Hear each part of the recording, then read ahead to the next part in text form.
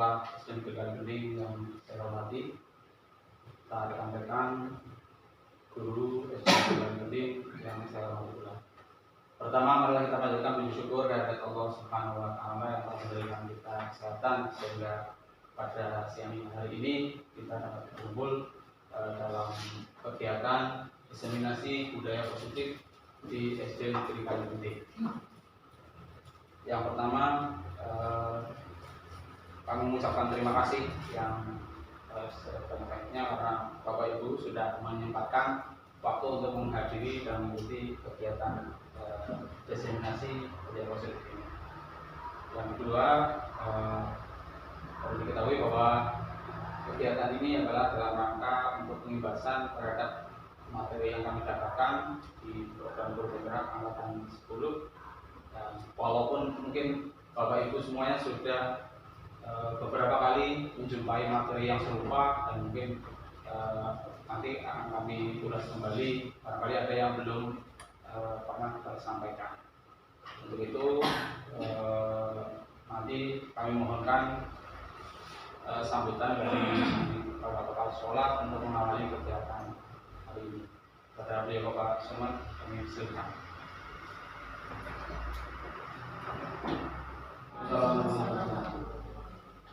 Bismillah, alhamdulillah, assalatu wassalamu ala rasulillah, la quwwata illa billah. Bapak Ibu guru, utamanya dari Pak Izin dan kami hormati, dan rekan-rekan Bapak Ibu guru di SD Negeri Kaligending yang kami hormati pula. Pertama, mari kita senantiasa memuji syukur kehadirat Allah Subhanahu wa Ta'ala bahwa pada kesempatan siang ini kita dapat berkumpul dalam rangka kegiatan diseminasi budaya positif di SD Negeri Kaligending dalam keadaan sehat walafiat dengan tidak ada halangan usaha apapun. Mudah-mudahan pada pertemuan kita pada saat ini kita oleh Allah Subhanahu wa Ta'ala sebagai amal ibadah silaturahim dan sehingga akan menjadi amal yang sangat berguna bagi kita semua dari dunia dan akhirat. Yang kedua, dan salam senantiasa kita doakan pada pimpinan kita Nabi Muhammad sallallahu alaihi wasallam yang selalu kita minta syafaatnya di yaumul qiyamah. Bapak Ibu yang kami hormati, kami atas nama yang dituakan di SD Negeri Kaligending, pertama berterima kasih dan menyambut baik adanya kegiatan diseminasi budaya positif di SD Negeri Kaligending, dan ini merupakan kelanjutan dari program guru penggerak yang sebelumnya mungkin kita sudah pernah mendengar juga karena sekolah kita adalah merupakan sekolah penggerak dan membiasakan dan nanti akan lebih jauh menggali tentang diseminasi budaya positif yang ada di SD Negeri Kaligending. Jadi ada beberapa kegiatan yang sudah dilaksanakan dalam kegiatan budaya positif. Di antaranya adalah yang pertama dari penyambutan anak berangkat, kehadiran anak, kemudian ada sholat idul berjamaah, kemudian ada baris bukan kelas, kemudian mengucapkan asmaul husna di awal masuk pelajaran dan seterusnya. Ini adalah merupakan salah satu dari bentuk budaya positif yang sudah dilaksanakan. Nah, ini tidak hanya cukup sekali dua kali, tetapi butuh kekontinuitasan. Artinya untuk berkesinambungan, tapi tidak terputus. Tapi dengan adanya program ini mudah-mudahan akan kita tambah lagi dengan kegiatan-kegiatan budaya positif yang ada, dan mudah-mudahan apa yang akan diprogramkan akan bisa bisa kita laksanakan dengan sebaik-baiknya.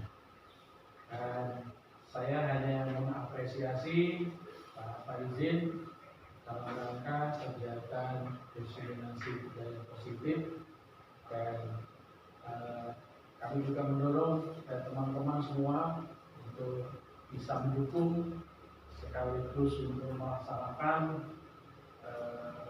iklim budaya positif yang ada di Indonesia. Dan itu yang perlu kami sampaikan. Terima kasih atas segala perhatian. Selamat untuk mengikuti kegiatan sosialisasi maupun kegiatan diseminasi budaya positif. Demikian, banyak salam dan mohon maaf. Assalamualaikum warahmatullahi wabarakatuh. Lima posisi kontrol, 5 posisi kontrol. Dan hanya 6 adalah sertifikat restitusi. Mungkin Bapak Ibu sudah tidak asing lagi dengan hal itu. Nah, untuk disiplin positif, kebanyakan orang akan menghubungkan kata disiplin dengan tata tertib, teratur, dan kepatuhan pada peraturan. Nah, kata disiplin juga sering dihubungkan dengan hukuman. Padahal itu sungguh berbeda, karena belajar tentang disiplin positif tidak harus dengan memberi hukuman. Bahkan hukuman itu sebisa mungkin menjadi alternatif terakhir ya. Kalau perlu malah tidak digunakan sama sekali untuk proses mendisiplinkan anak. Kemudian pemikiran Ki Hajar Dewantara sejalan dengan pandangan Daya Gosen dalam bukunya Restructuring School Discipline mengatakan bahwa arti dari kata disiplin berasal dari disiplina yang artinya belajar. Kata disiplin juga berasal dari akar kata yang sama dengan disiplin atau murid pengikut. Untuk menjadi seorang murid atau pengikut, seseorang harus paham betul alasan mengapa mengikuti suatu aliran atau ajaran tertentu, sehingga motivasi yang terbangun adalah motivasi intrinsik bukan ekstrinsik. Sebagai pendidik, tujuan kita adalah menciptakan anak-anak yang memiliki disiplin diri sehingga mereka bisa berperilaku dengan mengacu pada nilai-nilai kebajikan universal dan memiliki motivasi intrinsik bukan ekstrinsik. Ini mungkin dalam penanganannya memang butuh proses ya Bapak Ibu, karena selama ini mungkin kalau saya sendiri mungkin lebih banyak menggunakan hal-hal yang bersifatnya hukuman, konsekuensi dan sebagainya. Tapi paradigma pendidikan baru yang diterapkan saat ini mengarahkan kita untuk menghindari hal-hal tersebut, supaya anak itu melakukan suatu perilaku berdasarkan motivasi dalam diri mereka, berdasarkan kesadaran mereka, bukan hanya sekedar mematuhi aturan atau karena paksaan.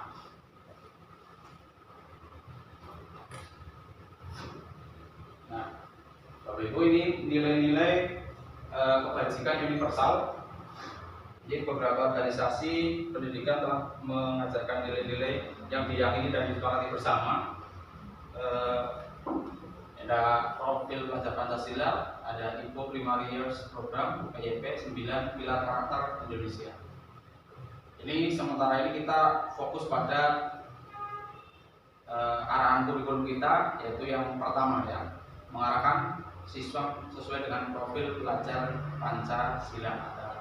Beriman dan bertakwa kepada Tuhan Yang Maha Esa, dan berakhlak mulia, mandiri, bernalar kritis, kebinekaan global, dan gotong royong serta kreatif. Nah, ini berdasarkan keputusan standar pendidikan nasional. Dalam rangka menciptakan lingkungan yang positif, maka setiap warga sekolah dan pemangku kepentingan perlu saling mendukung, menghayati, dan menerapkan nilai-nilai kebajikan yang telah disepakati bersama. Nah, untuk dapat menerapkan tujuan mulia tersebut, maka seorang pemimpin pembelajaran perlu berjiwa kepemimpinan sehingga dapat mengembangkan sekolah dengan baik agar terwujud suatu budaya sekolah yang positif sesuai dengan standar kompetensi pengelolaan yang telah ditetapkan. Nah, tujuan mulia dari penerapan disiplin positif adalah agar terbentuk murid-murid yang berkarakter, berdisiplin, santun, jujur, peduli, bertanggung jawab, dan merupakan pembelajar sepanjang hayat sesuai dengan standar kompetensi lulusan yang diharapkan. Intinya untuk kurikulum saat ini karena tantangan kita semakin global ya, tantangan baik berupa teknologi dan pergaulan, ini kita harus membekali anak-anak dengan karakter berdisiplin, jujur, peduli dan tanggung jawab. Ini menjadi tantangan kita.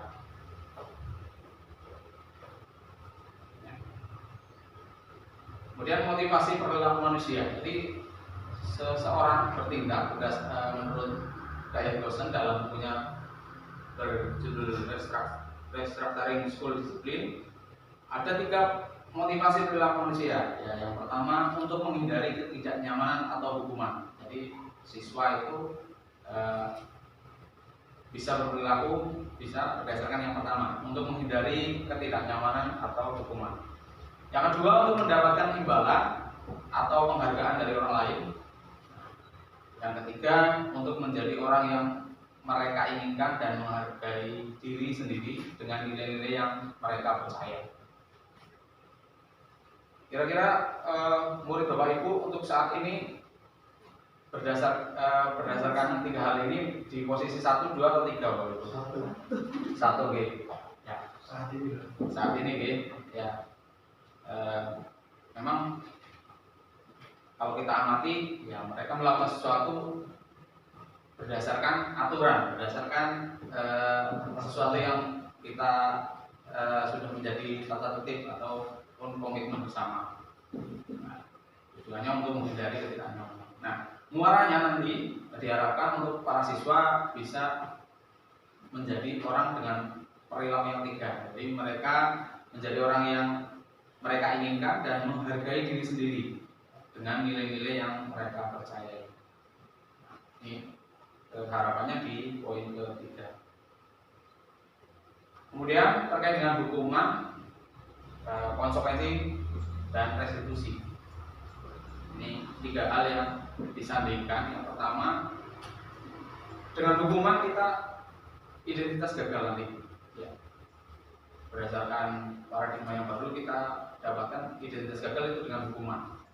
Kemudian jika anak kita nanti menjadi anak yang sukses, identitas sukses, kita menggunakan konsekuensi dan restitusi. Saya lihat pada poin pertama sesuatu yang menyakitkan harus terjadi. Jadi ketika anak tidak mengerjakan PR ataupun mungkin tidak melaksanakan tugas, kita memberikan hukuman. Kemudian yang kedua berupa konsekuensi, jadi sesuatu yang harus terjadi. Perbedaannya kira-kira hukuman dan konsekuensi bagaimana Bapak? Ada pandangan? Ya. Hukuman dan konsekuensi. Ya. Ya, hukuman lebih pada biasanya kalau berupa hukuman itu tidak ada hubungannya dengan kesalahan yang dilaksanakan. Ya. Kalau konsekuensi mungkin sudah menjadi kesepakatan dan biasanya masih ada hubungannya. Misalkan ketika tidak mengerjakan PR ya konsekuensinya mereka disuruh mengerjakan kembali. Bukan ketika tidak mengerjakan PR tapi hukumannya lari keliling lapangan 3 kali. Nah, itu kan tidak ada hubungannya. Itu maksudnya nanti ke hukuman. Kemudian restitusi. Ya, restitusi merupakan pilihan. Jadi diharapkan ke tujuan paling terakhir yang kita akan laksanakan adalah restitusi. Kemudian hukuman tidak nyaman, anak untuk murid, anak untuk jangka waktu panjang. Jadi tidak nyaman untuk murid atau anak untuk jangka waktu panjang. Jadi tidak nyaman. Mungkin ketika kita beri hukuman akan membekas sampai seumur hidup. Ya. Kemudian konsekuensi tidak nyaman untuk murid atau anak untuk jangka waktu pendek. Sedangkan restitusi menguatkan murid atau anak dalam jangka waktu panjang. Korban untuk hukuman, korban mendapat keadilan. Konsekuensi korban bisa diabaikan, yang restitusi korban mendapatkan ganti. Ini untuk terkait dengan ketiga hal tersebut. Ini masih banyak, kita nanti saja. Nah, untuk hukuman bersifat negatif, kalau tadi konsekuensi berupa netral ya, sedangkan restitusi itu mengarah ke suatu hal yang positif.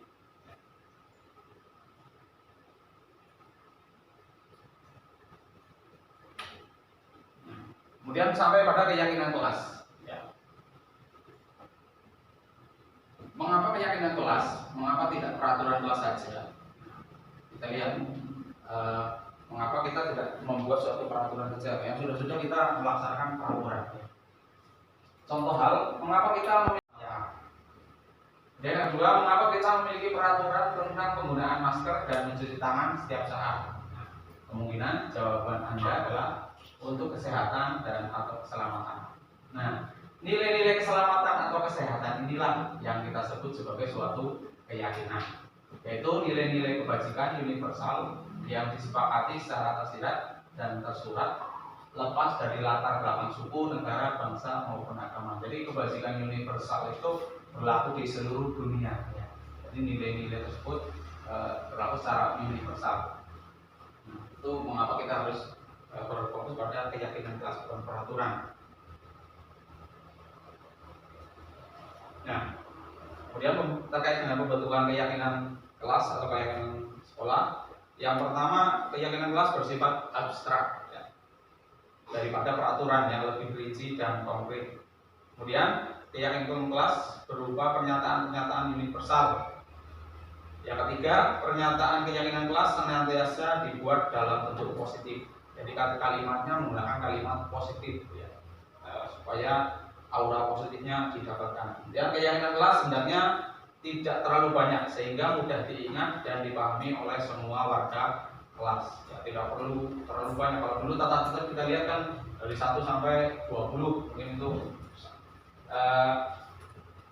poin-poin secara rinci anak saja mungkin tidak hafal, ya, tidak ingat. Kalau sekarang kita diharapkan untuk dengan kesepakatan itu lebih simpel, lebih ringkas sehingga anak selalu teringat hal-hal ini yang kita sepakati. Kemudian keyakinan kelas sebaiknya sesuatu yang dapat diterapkan di lingkungan tersebut. Kemudian semua warga kelas hendaknya ikut berkontribusi dalam pembuatan keyakinan kelas lewat kegiatan curah pendapat. Jadi harapannya nanti bukan berasal dari satu sumber ketika seperti kita membuat peraturan zaman dulu gitu. Kita buat peraturan hanya dari sekolah saja, tapi tidak mengakomodasi keinginan dan partisipasi dari siswa. Kemudian bersedia meninjau kembali keyakinan kelas dari waktu ke waktu. Jadi ini perlu ditinjau ulang. Nah, prosedur pembentukan keyakinan kelas atau keyakinan sekolah.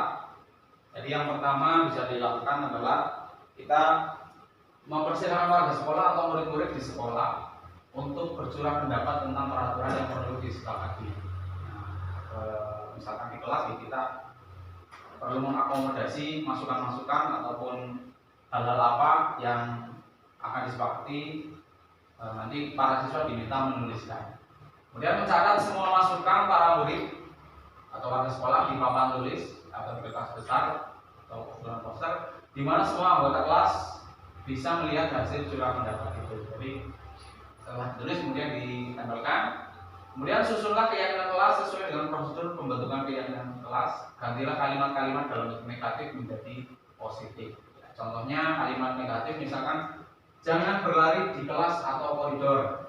Itu kan kalimatnya negatif, jangan berolahraga, dilarang, jangan. Nah, itu untuk paradigma sekarang dihindari. Kemudian kalimat positifnya berjalanlah di kelas atau koridor. Misalkan jangan membuang sampah sembarangan. Nah, kita ganti dengan membuang buang sampah pada tempatnya bisa. Itu hal-hal yang perlu disempurnakan. Kemudian tinjau kembali daftar curah pendapat yang sudah dicatat pembentukan keyakinan kelas atau sekolah. Ini misalkan dalam satu kelas kan mungkin idenya banyak sekali yang tertulis. Nah, nanti yang terkumpul mungkin Bapak Ibu guru bisa menyaring ataupun mengumpulkan hal-hal yang ataupun kesempatan yang sama untuk dituliskan secara perwakilan.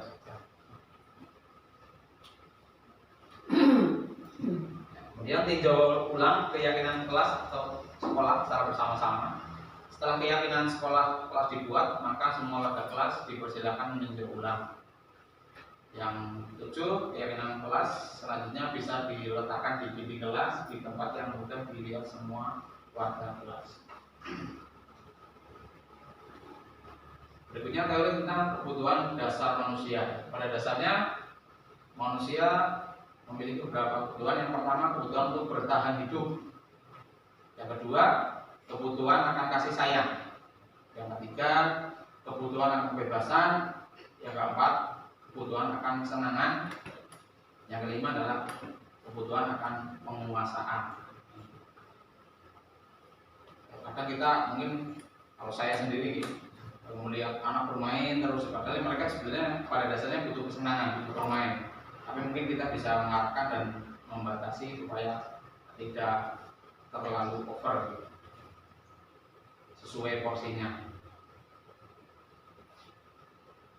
Kemudian 5 posisi kontrol. Bapak Ibu sudah berada di posisi mana? Silahkan nanti kita amati bersama-sama. Yang pertama, posisi kontrol kita sebagai penghukum. Jadi seorang penghukum bisa menggunakan hukuman fisik maupun verbal. Misalkan, patuhi aturan saya, atau awas kamu, atau awasnya, kamu selalu saja salah, selalu yang terakhir selesai. Mau hukum, nada yang digunakan menggunakan suara tinggi, bahasa tubuh, mata melotot, dan jari menunjuk mengganti. Nah, ini ketika seseorang berada di posisi penghukum. Kemudian yang kedua, posisi pembuat merasa bersalah. Pada posisi ini biasanya guru akan bersuara lebih lembut. Membuat rasa bersalah akan menggunakan keheningan yang membuat orang lain merasa tidak nyaman, bersalah, atau rendah diri. Kata-kata yang dikeluarkan dengan lembut akan seperti, ibu sangat kecewa sekali dengan kamu. Berapa kali bapak harus memberitahu kamu hilang? Gimana coba kalau orang tua kamu tahu kamu berbuat begini? Nah, ini sepertinya posisi ini menyudutkan siswa akan kesalahan yang telah dibuat. Jadi membuat siswa merasa bersalah. Yang pertama tadi penghukum. Berikutnya posisi sebagai teman. Nah, posisi sebagai teman. Guru pada posisi ini tidak akan menyakiti murid, namun akan tetap berupaya mengontrol murid melalui persuasi. Ayo bantulah demi bapak ya. Ayo ingat, tidak bantuan bapak selama ini. Ya sudah, kali ini tidak apa-apa, nanti ibu bantu bereskan. Nah, nada suaranya lebih ramah, akrab, dan bercanda. Bahasa tubuh merapat pada murid, mata dan senyum jenaka. Lebih bersabar daripada yang tadi pertama dan kedua. Kemudian yang keempat, posisi sebagai pemantau. Memantau berarti mengawasi. Pada saat kita mengawasi, kita bertanggung jawab atas perilaku orang-orang yang kita awasi. Posisi pemantau berdasarkan pada peraturan-peraturan dan konsekuensi. Jadi memantau antara kesepakatan yang sudah dilaksanakan dengan perilaku siswa. Ini posisi pemantau. Kata-kata yang diucapkan bisa peraturannya apa? Apa yang telah kamu lakukan? Sanksi atau konsekuensi apa? Nah, pemantau menggunakan ada suara datar, bahasa tubuh yang formal. Ini pemantau, posisi pemantau.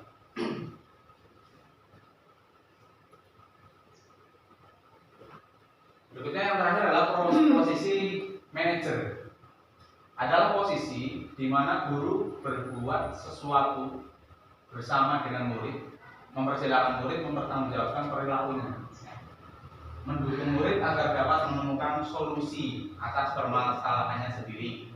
Namun bila kita menginginkan murid-murid kita menjadi manusia yang merdeka, mandiri dan bertanggung jawab, maka kita perlu mengacu pada restitusi yang dapat menjadikan murid kita seorang manajer bagi dirinya sendiri. Ini posisi kelima sebagai manajer. Jadi tidak menyalahkan tapi berupaya melakukan pendekatan, kemudian mencari solusi terhadap permasalahan yang terjadi. Dari posisi 1 sampai 5, kira-kira Bapak Ibu berada posisi mana? 5. Ya, mungkin selama ini kita masih variatif nih. Ada kalanya menjadi teman, ada kalanya menjadi penghukum, pas lagi sedang gemes-gemesnya, karena kita mungkin tidak bisa mengontrol diri, mungkin menjadi penghukum. Itulah beberapa posisi yang perlu kita pahami untuk nantinya melakukan perubahan paradigma. Posisi yang paling tinggi di posisi mana kira-kira ini? Dari 1 sampai 5. Posisi yang paling tinggi yang diharapkan 5. Ya, posisi sebagai manajer. Nah, harapannya ke depan kita bertindak sebagai manajer, tidak ketika menghadapi anak-anak ini sulit ya, terutama bagi saya seperti orang seperti saya yang mungkin kadang emosinya tidak terkontrol. Jadi kita berupaya memperbaiki bersama. Nah, posisi manajer tadi diarahkan untuk melaksanakan segitiga restitusi ya. Restitusi adalah proses menciptakan kondisi bagi murid untuk memperbaiki kesalahan mereka sehingga mereka bisa kembali kepada kelompok dengan karakter yang lebih kuat. Jadi tidak menyudutkan siswa tapi berupaya menciptakan kondisi yang positif, aura positif bagi murid untuk memahami kesalahannya supaya nanti bisa menyadari dan bisa berubah sesuai dengan karakter yang positif. Kemudian segitiga restitusi merupakan tahapan tindakan yang dilakukan guru untuk membawa siswa menaati kesepakatan kelas yang telah ditetapkan dan mengakui secara sadar dan terbuka ketika melakukan kesalahan, serta merasakan kenyamanan ketika sudah berperilaku jujur. Jadi, inilah yang penting dari segitiga restitusi. Restitusi itu prosesnya, kemudian tahapan yang menggunakan segitiga restitusi.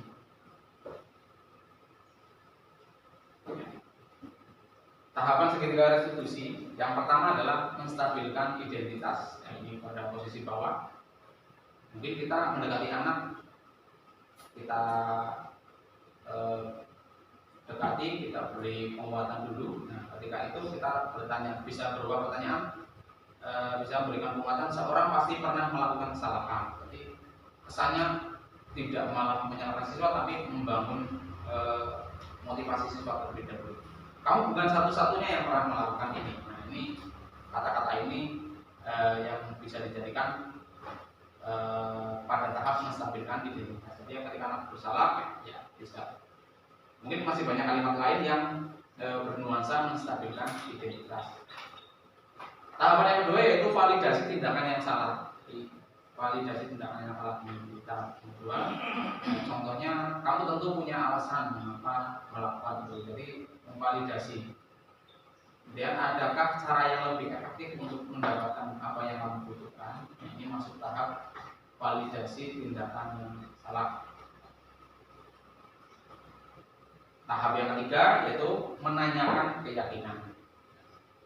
Keyakinan kelas apa yang telah kita sepakati berdasarkan tindakan siswa tersebut nanti ditanyakan. Kemudian kamu ingin menjadi orang seperti apa? Ini masuk pada tahap menanyakan keyakinan kelas. Ada 3 tahap yaitu menstabilkan identitas, validasi tindakan yang salah, menanyakan keyakinan.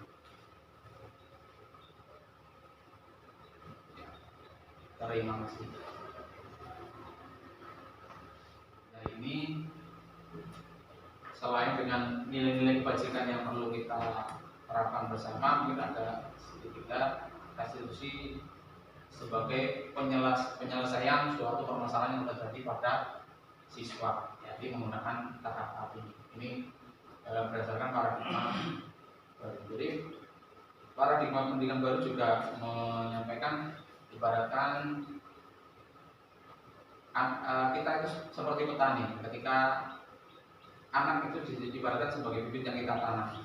Ketika kita menanam, kita harus memastikan bagaimana kondisi tanah yang kita tanami, kemudian bagaimana perawatan kita untuk menyirami, untuk melakukan pemupukan, agar nantinya anak-anak tersebut bisa tumbuh menjadi manusia yang berkarakter dan menjadi pembelajar sepanjang hayat.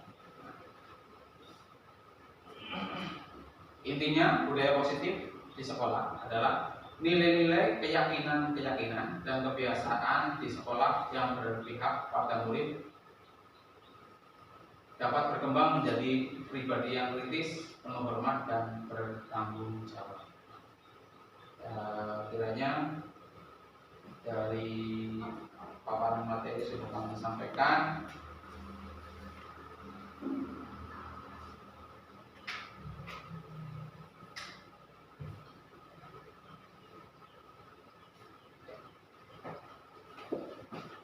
Hanya itu Ibu Bapak yang dapat kami bagikan. Mungkin kami juga dalam rangka belajar, mari kita bersama-sama mendukung program pemerintah untuk istilahnya transformasi paradigma pendidikan baru. Kemarin disampaikan yang namanya paradigma itu berbeda dengan metode. Kalau paradigma itu pelaksanaannya butuh waktu dan hasilnya pun akan terlihat membutuhkan waktu. Berbeda dengan metode yang langsung bisa kita terapkan serta-merta dan mungkin hasilnya juga akan langsung terlihat setelah kita melaksanakan. Jadi memang ini istilahnya paradigma baru yang sebetulnya nilai-nilainya sangat bagus sekali dari pemikiran-pemikiran Ki Hajar Dewantoro dikaitkan dengan para ahli-ahli pendidikan dari luar yang tadi sudah kami sampaikan. Mudah-mudahan nanti bermanfaat bagi kita semua, khususnya kami sebagai guru dalam rangka kegiatan belajar di program ini. Banyak kekurangan dan kehilafan dari saya yang mudah-mudahan bermanfaat. Sedikit yang saya sampaikan, begitu kami sampaikan terima kasih atas kesediaannya bersama kami. Semoga hari ini kegiatan hari ini mendapatkan manfaat dan menjadi amal ibadah bagi kita semua. Amin. Amin. Sekian dari saya. Mohon maaf bila kita berhadiah. Wassalamualaikum warahmatullahi wabarakatuh. Waalaikumsalam warahmatullahi wabarakatuh.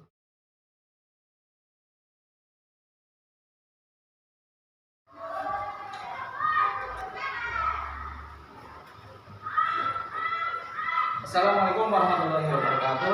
Waalaikumsalam warahmatullahi wabarakatuh. Selamat pagi anak-anak. Selamat pagi Pak Guru. Semua dalam keadaan sehat? Sehat. Alhamdulillah hari ini kalian dalam keadaan sehat. Untuk itu marilah kita bersyukur dengan senantiasa kita mengajarkan doa sebelum memulai pelajaran. Mari kita awali dengan berdoa terlebih dahulu. Aku pimpin agama nanti saja. Berdoa mulai. Selesai. Ya. Pada kali ini sebelum kita mulai pelajaran, Pak Guru ingin menyampaikan sedikit tentang kaitannya dengan budaya positif. Budaya positif. Kalau sesuatu yang positif itu yang bagaimana? Yang baik atau yang buruk? Ya, sesuatu yang baik. Ya. Sesuatu yang bernilai baik. Ya.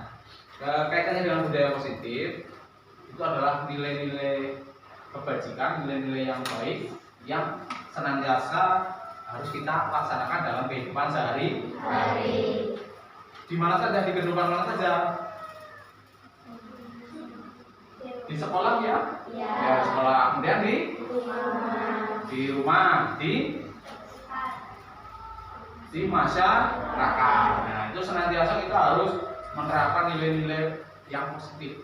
Apapun kegiatannya, dimanapun kalian berada, karena itu adalah nilai-nilai yang senantiasa sesuai dengan norma agama, sesuai dengan norma kehidupan yang lain, norma yang berkembang dalam masyarakat, adat istiadat, dan itu senantiasa kita laksanakan. Ya. Untuk itu Pak Guru akan menyampaikan sedikit tentang nilai-nilai budaya positif ya. Selama ini yang sudah kalian laksanakan di sekolah kegiatan yang positif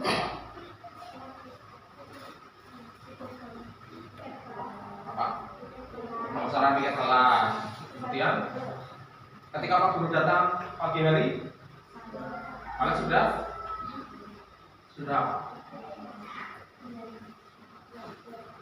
Ketika Pak Guru datang baru turun, kemudian kamu mendekati Pak Guru, biasanya kamu lakukan apa itu?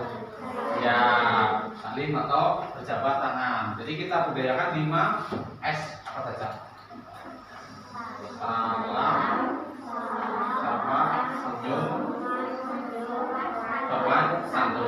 bisa juga dari senyum, salam, sopan, santun, dan sapa. Ya, sapa itu menyapa. Ada juga yang ditambah dengan tadi dengan 6S. Terakhir S yang terakhir adalah dengan salim. Ya, salim itu ada yang dimaksudkan itu.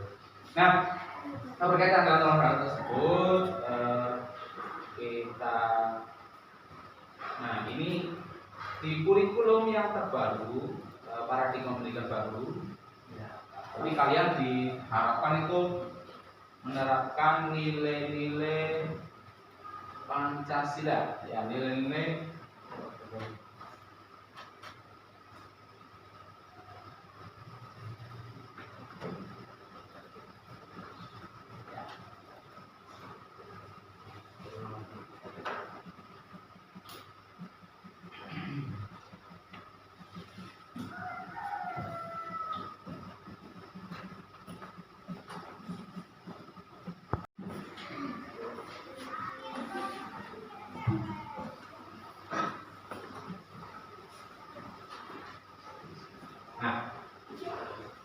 berkaitan dengan pendidikan kurikulum merdeka. Ini kalian diharapkan sudah tidak asing lagi, kalian sudah sering mendengar istilah-istilah seperti ini. Jadi kita diharapkan menerapkan nilai-nilai kebajikan universal. Nilai kebajikan itu apa? Nilai yang baik, nilai hal-hal yang positif, universal itu menyeluruh. Artinya nilai-nilai kebajikan itu diterapkan di masyarakat, di sekolah, di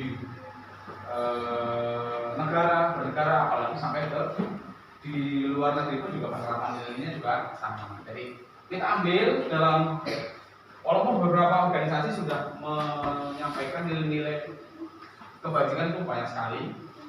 Ya. Setiap salah satunya yang kita tekankan di kurikulum merdeka adalah nilai-nilai yang kita kenal dengan profil pelajar Pancasila. Ya. Walaupun di sini ada program pelajar Pancasila, ada dari primary program ada 9 pilar. Kalau di sini ada toleransi, rasa hormat, integritas, mandiri, menghargai dan sebagainya. Di sana juga ada cinta Tuhan dan segenap ciptanya, kemudian kemandirian dan tanggung jawab, kejujuran, hormat dan santun, dermawan, suka menolong dan gotong royong, ya, sampai terakhir baik dan rendah hati. Namun untuk kali ini karena kita melaksanakan kurikulum kurikulumnya sekarang kurikulum merdeka, ya, kurikulum merdeka. Di dalam kurikulum merdeka kita diharapkan menerapkan profil-profil pelajar Pancasila. Diharapkan nanti kamu berperilaku, kamu itu di besok ketika sudah mulai dari sekarang sampai besok tua pun sampai besok dewasa itu menjunjung tinggi dan menerapkan nilai-nilai profil pelajar Pancasila. Apa saja nilai-nilai itu? Yang pertama apa? Ya, yang keras. Apa? Beriman dan bertakwa kepada Tuhan yang Maha Esa. Beriman dan bertakwa dan berakhlak mulia. Jadi tidak cukup hanya kamu sholat toh, ngaji toh, ngaji saja, sholat dan ngaji saja, tapi perlu diimbangi dengan akhlak mulia, akhlak yang baik, akhlak terpuji terhadap temannya, tidak membuli dan sebagainya, saling menghormati dan sebagainya. Itu kaitannya dengan nilai profil beriman bertakwa kepada Tuhan yang Maha Esa dan Maha Mulia. Kemudian yang kedua apa? Mandiri. Ya.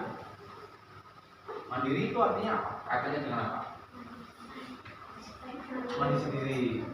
Ya, mandi sendiri itu salah satu bentuk kemandirian, betul. Mandiri itu apa? Kasarannya itu kamu melakukan apa-apa bisa dengan sendiri, ya, tanpa merepotkan orang lain, orang tua. Sudah bisa mandi sendiri sekarang? Ya, memakai baju sendiri? Ada yang masih disuapi? Ada? Ya, tidak ada ya, sudah pas-pas, sudah mandiri semua. Nah ini ke depan kemandirian yang tidak hanya seperti itu, tapi mandiri dalam menyelesaikan masalah dan sebagainya. Kemudian yang berikutnya adalah apa itu? Bernalar kritis. Nalar kritis itu kaitannya dengan pemikiran. Ya, ketika kamu ada permasalahan, ketika kamu melihat suatu situasi, kamu bisa memutuskan apa tindakan yang tepat untuk menghadapi atau menyelesaikan masalah tersebut. Itu namanya kaitannya dengan bernalar kritis. Nah, ketika ada nenek mau nyebrang, kemudian kamu terpanggil ya, untuk membantu nenek tersebut. Ketika ada kecelakaan terjadi, ya, ketika ada permasalahan di rumah dengan adiknya, ya kamu sudah bisa menyelesaikan sendiri. Itu kaitannya dengan bernalar kritis. Berikutnya apa? Berkebinekaan global. Berkebinekaan global. Itu kaitannya dengan kalian menghargai kebinekaan yang ada di Indonesia, di masyarakat, di sekolah. Ada perbedaan dengan temanmu, ya, perbedaan suku, perbedaan agama, perbedaan warna kulit. Ya. Yang warna kulitnya putih, dia tidak boleh menghina orang yang warna kulitnya hitam dan sebagainya. Yang rambutnya lurus tidak boleh menghina, tidak menghina temannya yang rambutnya keriting. Itu kaitannya dengan perbedaan global. Bisa menerima perbedaan yang ada di kelas maupun di masyarakat. Nah, itu diharapkan besok seperti itu kamu. Jadi kalau semua bisa menerima, nantinya akan tercipta situasi yang bagaimana? Nyaman, tentram, tidak ada perselisihan, tidak ada yang mengatai dengan nama orang tuanya. Itu kalau sudah kamu bisa menerapkan kebinekaan global dan tingkat kebaikan. Yang keempat adalah gotong royong. Gotong royong tahu ya? Apa? Contoh kegiatan gotong royong di sekolah apa? Melaksanakan tugas piket, kemudian ya piket lapangan sama dengan kemudian apa lagi? Di desa, di rumah gotong royong membersihkan lingkungan, gotong royong membangun masjid atau tempat ibadah, gotong royong membangun jembatan, pos kamling dan sebagainya. Banyak sekali kegiatan itu ya. Kemudian yang berikutnya ke berapa? 6 ya. Apa? Kreatif. Yang dinamakan kreatif yang seperti apa? Ya, jadi kreatif itu punya daya kreasi, ya. Punya inisiatif untuk menciptakan sesuatu berdasarkan pemikirannya sendiri. Itu kreatif, ya. Contohnya ya, misalkan temannya membuat kerajinan dari kertas kardus, kamu membuat ini, kamu bisa membuat menara yang berbeda dengan temanmu, kemudian bisa memadukan ide-idenya. Itu namanya kaitan dengan nilai kreatif. Nah, inilah yang diterapkan dalam kurikulum Merdeka, nantinya kaitannya dengan nilai-nilai kebajikan yang menyeluruh. Diharapkan kamu bisa menerapkan hal ini dalam kehidupan sehari-hari, baik di sekolah, di keluarga, masyarakat, maupun nanti dalam kehidupan bangsa dan negara. Lagunya sudah tahu ya? Sudah. Ya kita nyanyikan bersama sambil tepuk. Ya biar tambah apa? Yuk. 1, 2, 3. Pancasila beriman dan bertakwa pada Tuhan Yang Esa dan berakhlak mulia. Gotong royong global, gotong royong mandiri, kreatif dan bernalar kritis. Ya, tadi ini kalau segini urusannya tidak sesuai lagu itu ya. Tapi kamu sudah hafal luar biasa. Sekali lagi, tadi belum kompak. 1, 2, 3.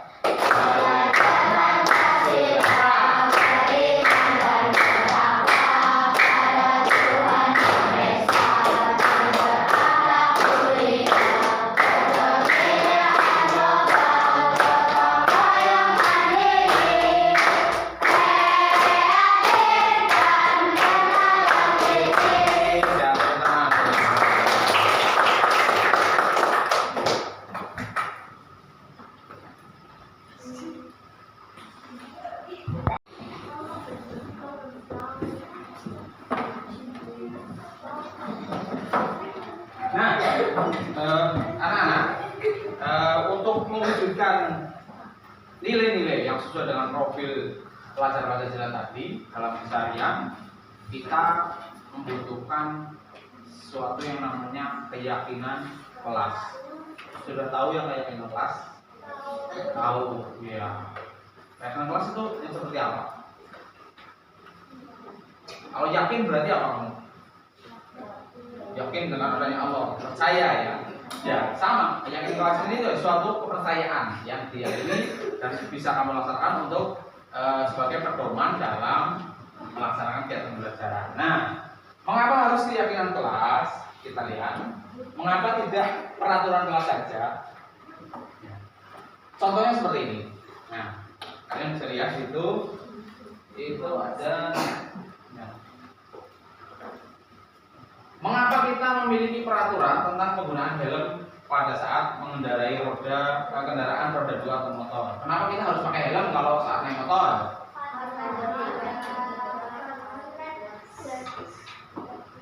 Kenapa? Supaya tidak kena polisi, supaya tidak ada razia polisi atau kenapa? Supaya tidak tertilang atau kenapa? Kenapa?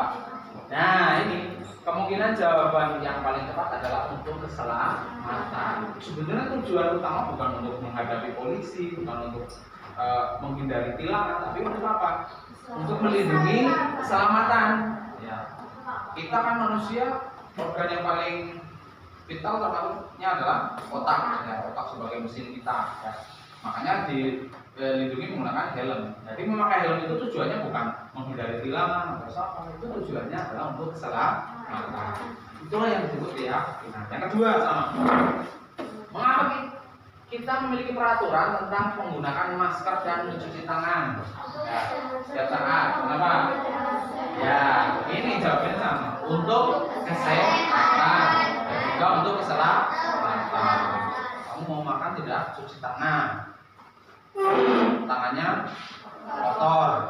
Tapi setelah melakukan kegiatan bersih-bersih di lapangan atau menyapu, kan banyak tubuhnya. Ketika kamu itu tangan kamu gunakan untuk makan, kemudian banyak kotoran yang ikut masuk, nah akan menimbulkan penyakit. Makanya kita diharapkan cuci tangan dan menggunakan masker ketika menghadapi jalan-jalan berdebu. Kita gunakan masker dan mencuci tangan. Tujuannya untuk apa tadi? Untuk kesehatan dan keselamatan. Bukan karena supaya menaati aturan sekolah saja, tidak. Itu tujuannya untuk keselamatan. Nah, nilai-nilai keselamatan, nah ini penting. Nilai-nilai keselamatan atau kesehatan inilah yang kita sebut sebagai salah satu keyakinan. Nah, yaitu nilai-nilai kebajikan universal. Universal itu artinya apa tadi? Menyeluruh, ya, universal. Nilai-nilai kebajikan universal yang disepakati secara tersirat dan tersurat. Ya, tersirat itu tidak tertulis, tapi kalau tersurat itu tertulis, ya, tampak. Ya, kita lihat langsung. Lepas dari latar belakang suku, negara, bahasa maupun agama. Kebetulan kita sukunya semua satu, suku Jawa. Kalau di sekolah-sekolah kota banyak siswa dari luar daerah tetap membuat satu kesepakatan bersama, walaupun berbeda. Nah, untuk itulah nanti pada kesempatan ini sebelum kita melanjutkan pelajaran, Pak Guru akan mengajak kalian untuk kita bersama-sama menciptakan atau membuat sebuah keyakinan kelas, ya, keyakinan kelas yang nantinya akan kalian pedomani atau kalian ingat-ingat dalam kalian mewujudkan tindakan sehari-hari dalam belajar, dalam sekolah, dan sebagainya. Nah, untuk itu nanti ini ada Pak Guru tampilkan beberapa contoh keyakinan kelas yang ada itu, ya. Nanti kalian bisa menjadi gambaran. Oh, ini saya ambil yang ini saja, silakan. Ini ada contoh. Nah, nih contoh keyakinan kelas. Misalkan yang pertama adalah ini apa? Hadir tepat waktu. Nah, hadir tepat waktu kaitannya dengan disiplin. Keyakinan kelas ini juga menggunakan kalimat yang positif. Artinya tidak ada kalimat yang negatif. Kalimat yang negatif contohnya apa? Ada jangan, ada dilarang. Ya. Kalau ini kan tadi hadir tepat waktu. Kalau kalimat negatifnya apa? Dilarang, terlambat ke sekolah, kan itu. Kemudian jangan terlambat ke sekolah. Ya. Kemudian misalkan ini saling menghormati dan membantu. Misalkan saling menghormati dan membantu, saling menghormati dan menghargai. Itu kan kalimat positif. Kalimat negatifnya apa? Jangan menghina teman. Nah, itu bisa. Itu kalimat negatif.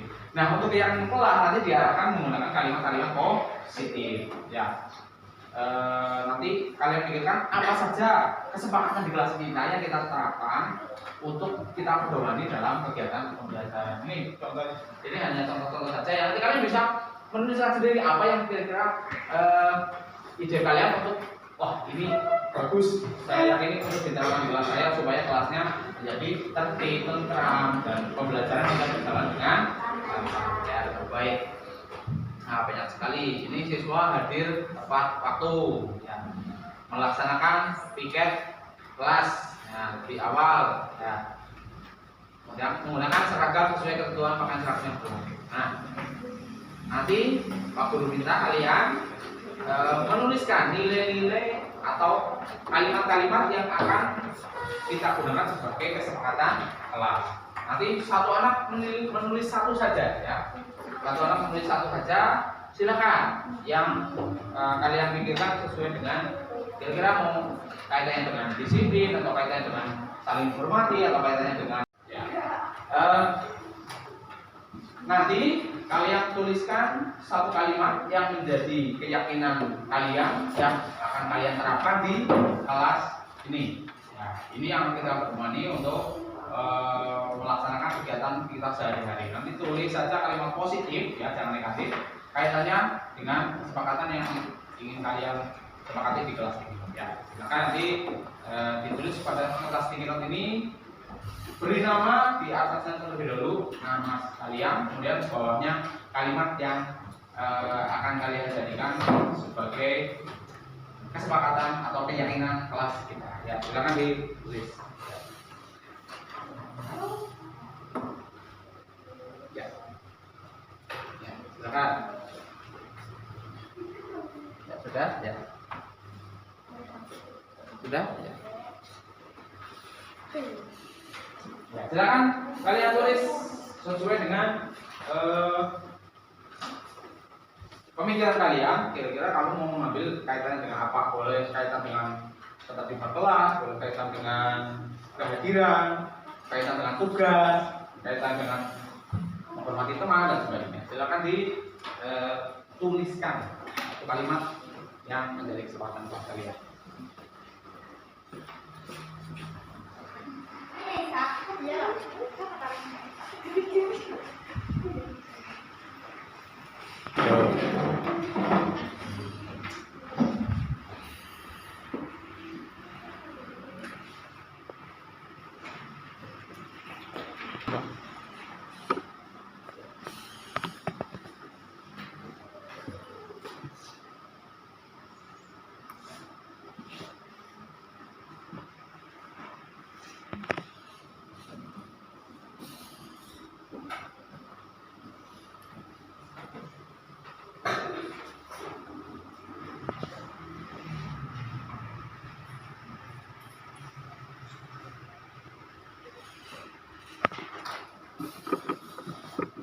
Ya, silakan kalian tuliskan.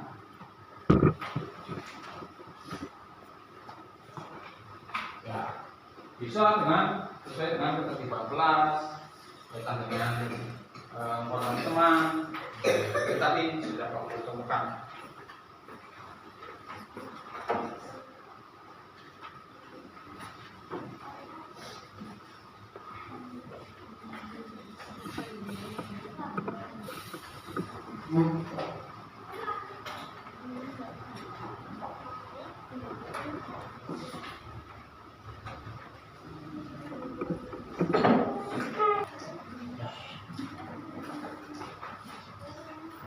Silakan, jika kalian sudah mendapatkan ide untuk keyakinan kelas kita, silakan nanti kalian maju dan menempelkan ke kertas hitam di depan yang sudah aku dengan tembok. Setelah ditempel, silakan kalian bacakan di depan teman-teman kalian. Supaya teman-teman kalian tahu ide yang disampaikan temanmu itu apa. Nah, nantinya akan kita dari semua ide-ide itu nanti akan kita pilih, ya, kita pilih beberapa. Jika ada yang sama kita ambil satu-satu untuk dijadikan kesepakatan saya. Silakan. Kita dulu dan kemudian disampaikan, dibacakan di depan teman kalian. Ada yang berani dulu? Silakan. Ya, nanti saya bisa mengawali. Ya, tidak apa-apa. Kita bisa di sini.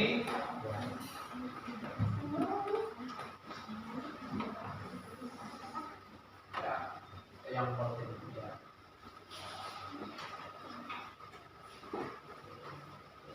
Dibacakan jangan teman-teman. Menyayangi sesama teman. Ya, menyayangi sesama teman. Bagus sekali. Ya, silakan. Yuk, yang lain. Tekan. Ya. Semua maju nanti silakan. Tidak harus nunggu panggil, silakan. Secara berurutan nanti. Ya, kalau kadang-kadang ini ada lem. Kita ambil.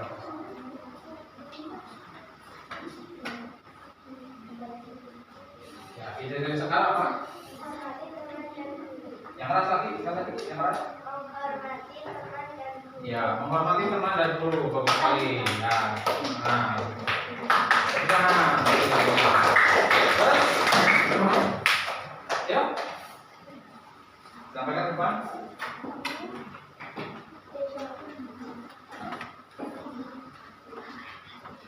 Ya, Sasmita, silakan. Sasmita, salam Sasmita, nomor. Ya, ditempelkan.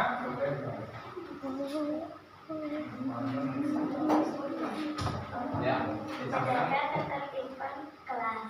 Menjaga, yang keras lagi. Menjaga ketertiban kelas. Menjaga ketertiban kelas. Bagus. Yuk, yang lain. Yuk, orang. Nah, sini. Dari Bapak.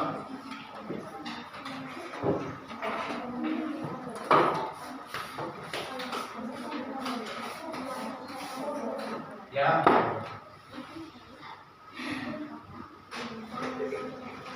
Ya, silakan teman-teman. Stop bullying. Nah, ini kesepakatan ide dari Nora. Ya, yang lain.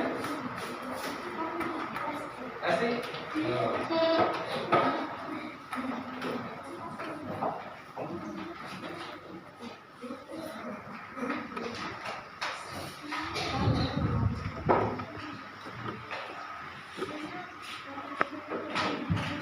Bacakan yang keras.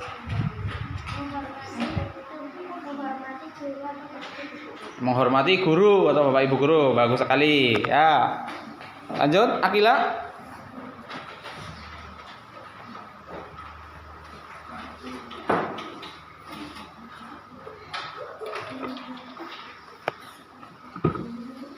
Mengerjakan tugas yang diberikan guru di kelas. Mengerjakan tugas yang diberikan guru di kelas, bagus sekali. Ya, silakan.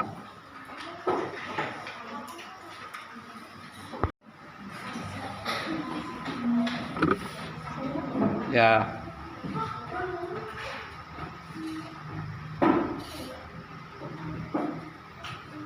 Berangkat sekolah tepat waktu.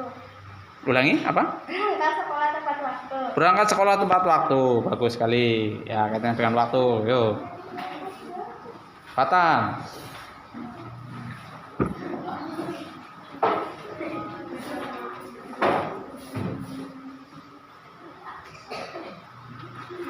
Disampaikan ke teman-temannya.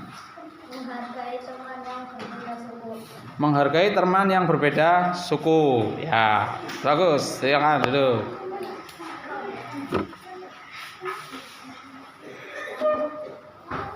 Tapi, ya. Dari sana bisa, silakan. Ya. Silakan.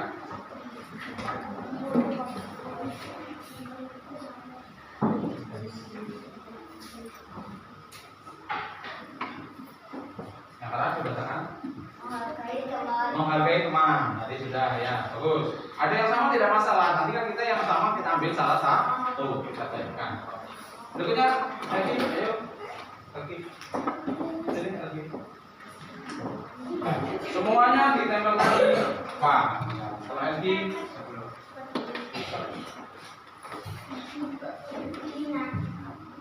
Mepet ya.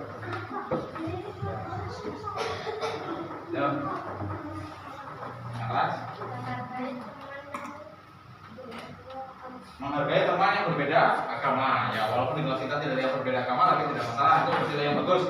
Ya, lanjut.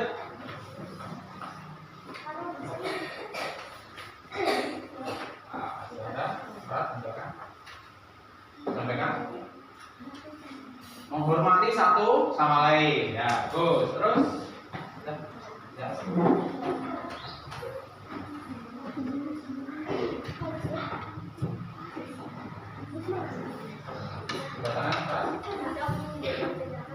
Tidak membeda-bedakan teman. Nah, ini bagus. Tidak pilih-pilih teman. Ayo, Alexa.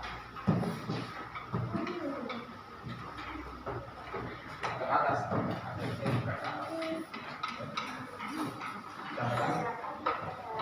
Yang keras. Melaksanakan piket kelas. Ya, bagus. Terus. Yuk, stop. Disampaikan. Melaksanakan tugas piket itu ditulis. Disampaikan saja.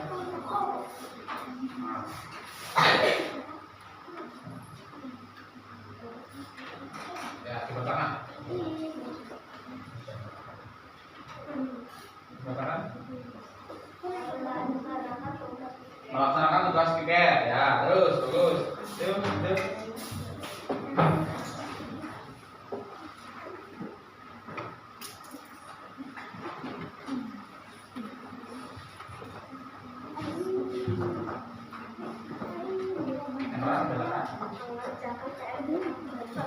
Mengerjakan PR tepat waktu. Ya, terus nanti kita ambil yang belum, udah.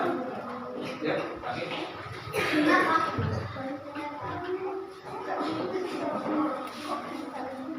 Dibacakan kalian. Melaksanakan piket lapangan. Ya, bagus.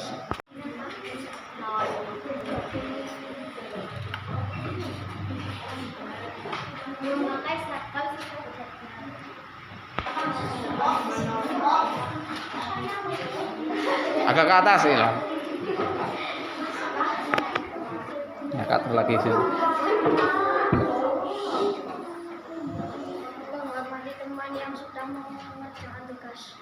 Menghormati teman yang sedang mengerjakan tugas. Ya, lanjut.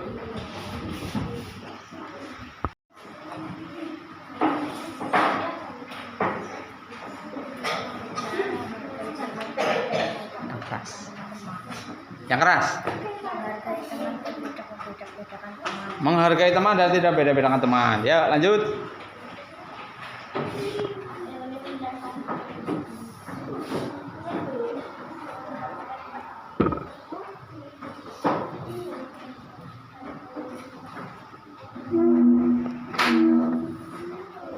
Menghargai dan menghormati kepada bapak atau ibu guru. Bagus, menghormati dan menghargai pada bapak ibu guru. Ya, silakan.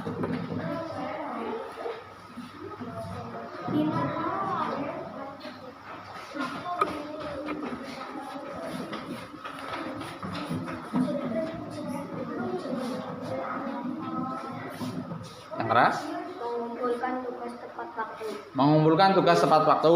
Ya, bagus. Berikutnya.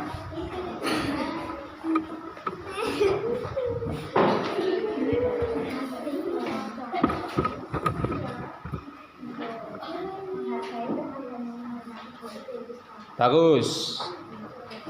Baik, teman dan menghormati guru. Lanjut. Yang belum? Ya.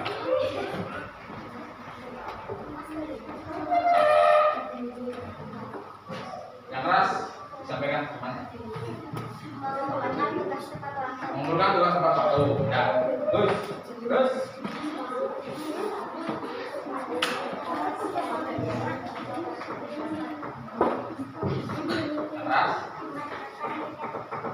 Mengerjakan PR tepat waktu. Ya. Betul. Lanjut. Tiga.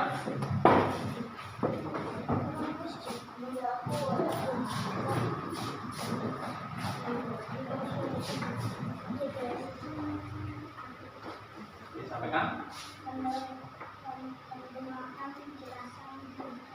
mendengarkan penjelasan guru di kelas. Ya, terus lanjut. Semuanya itu bagus, semuanya betul. Jadi nanti kita ambil berapa saja yang biar tidak terlalu banyak. Ya, kalau itu semua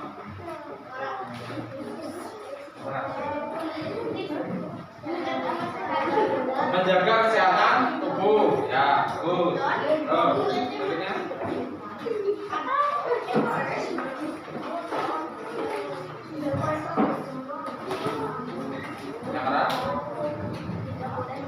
Tidak boleh mengejek. Ya, ini yang bagus. Bagus. Silakan. Terakhir, kenapa?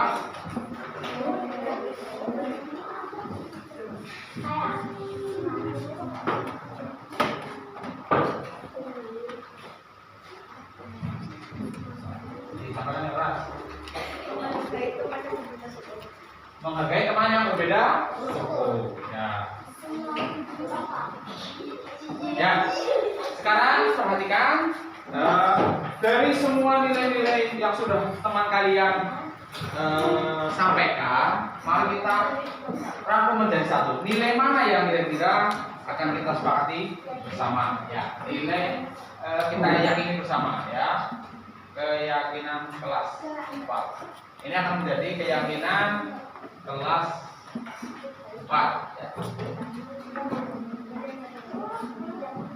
Yang pertama di sini banyak tadi kita jumpai menghormati, menghargai teman, berbeda suku. Ya. Intinya apa? Intinya kata apa tadi? Menghormati dan menghargai. Ya, bisa kita tuliskan yang pertama apa? Saling, ya, saling menghormati dan menghargai. Nah, di sini kan saling menghormati. Artinya kamu menghormati guru, kamu menghormati teman yang lain. Itu juga sudah menjadi kesepakatan menjadi satu. Kedua, apa tadi? Kaitan dengan tugas, berarti ya. Berarti apa? Nanti di sini ada mengerjakan tugas tepat waktu, mengerjakan dan tugas tepat waktu. Intinya apa? Ini apa? Melaksanakan tugas. Ya, melaksanakan tugas. Kita ambil yang tadi ide siapa ya? Itu tadi ya. Tugas. Tugas itu apa? Ada apa saja? Ada PR, ada tugas yang lain, kerja kelompok. Jadi melaksanakan tugas tepat waktu. Ya. Kemudian mendengarkan guru di kelas ini berarti apa? Itu saat pelajaran apa di luar pelajaran?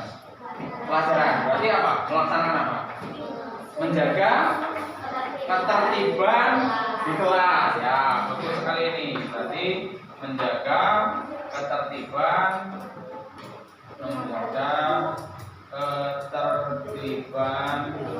kelas. Ya, menjaga ketertiban kelas. Tadi pelaksanaan tugas, melaksanakan piket masuk mana? Masuk ini ya, piket sudah di sini ya, melaksanakan tugas tepat waktu. Itu piket. Ya. Kemudian selain piket, kelas harus tidak boleh membuang sampah sembarangan. Tadi apa? Berarti apa? Menjaga apa? Menjaga kebersihan.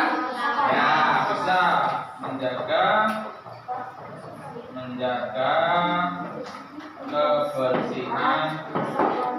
kebersihan kelas. Ini kaitannya dengan kelas dulu ya. Nanti kita sudah ada 4, apalagi saling menghormati, melakukan atau tepat waktu, menjaga ketertiban kelas, menjaga kebersihan kelas, apalagi kaitannya dengan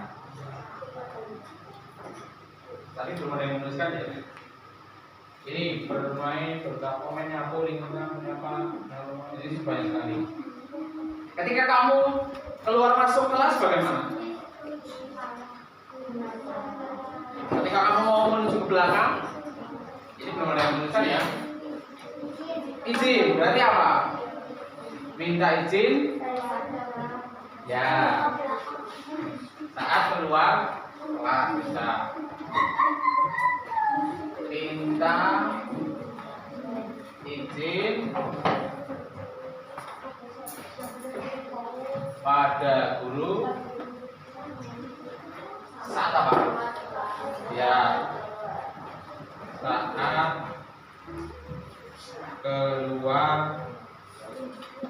keluar saja apa dengan masuk juga? Ya, saat keluar dan masuk kelas. Dan masuk kelas. Apalagi tadi yang belum ditulis? Bukan sebab waktu tiket tadi sudah menjaga kebersihan, menjaga teman. Saling menghormati dan menghargai, ini di dalamnya ada tadi stop bullying. Ya kan sudah menghormati, menghargai, tidak mengecek teman. Ya. Satu lagi kaitannya dengan patuh tadi ya, bagaimana? Melaksanakan tugas patuh. Kemudian ya disiplin, itu kayaknya dengan disiplin ya. Disiplin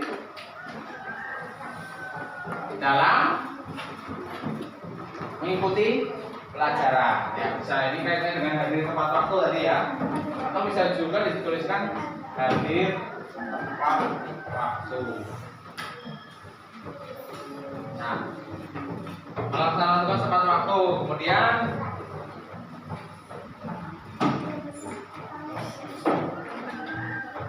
disiplin mengikuti pelajaran itu saja ya. Ya, karena ini disiplin dalam mengikuti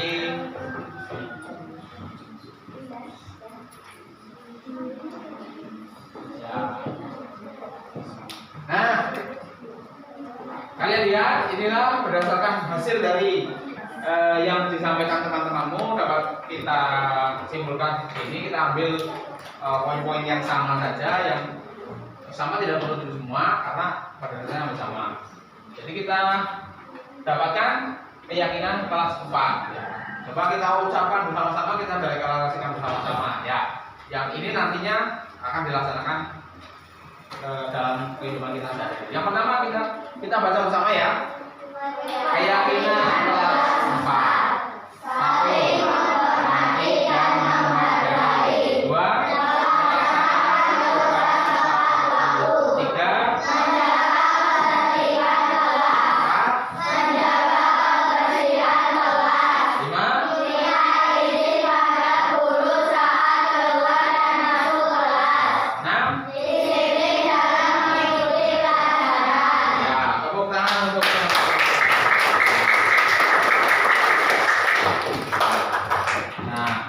Ini adalah keyakinan kelas yang sudah kita sepakati bersama. Ini bukan hanya dari Pak Guru, tapi juga ide dari kalian semua. Untuk itu nanti kalian akan lebih bisa melaksanakan keenam hal ini. Ya, nanti dalam perjalanan bisa kita tinjau ulang, bisa kita tambahkan kalau ada kalau diperlukan. Nah, ini nanti kita tulis, kita tempelkan di papan sebagai pedoman kita.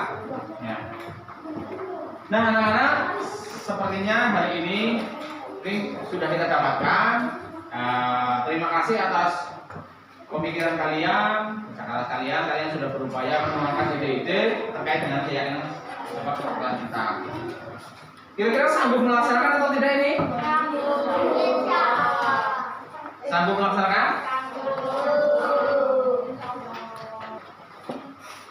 Dari hasil ini bisa kita sepakati bersama? Bisa. Bisa kita laksanakan bersama? Bisa. Saling menghargai. Artinya tidak hanya kamu saja yang menghargai, saling menghargai. Pak Guru juga bisa melaksanakan saling menghargai dan menghormati. Pak Guru menghargai kalian, kalian menghormati Pak Guru. Ya. Ini kesepakatan yang sudah kita bentuk. Harapannya setelah ini kalian akan berperilaku dan bertindak sesuai dengan kesepakatan atau keyakinan yang sudah kita laksanakan, kita buat. Nah, nantinya akan dilaksanakan dalam kegiatan sehari-hari. Ya, terima kasih atas waktu yang kalian gunakan. Dari Pak Guru banyak sekali kekurangan. Mudah-mudahan ini bermanfaat bagi kita dalam melaksanakan pembelajaran ke depan. Ada kurang dan lebihnya mohon maaf. Assalamualaikum warahmatullahi wabarakatuh. Waalaikumsalam warahmatullahi wabarakatuh. Sekali lagi tepuk tangan untuk kesepakatan keluarga.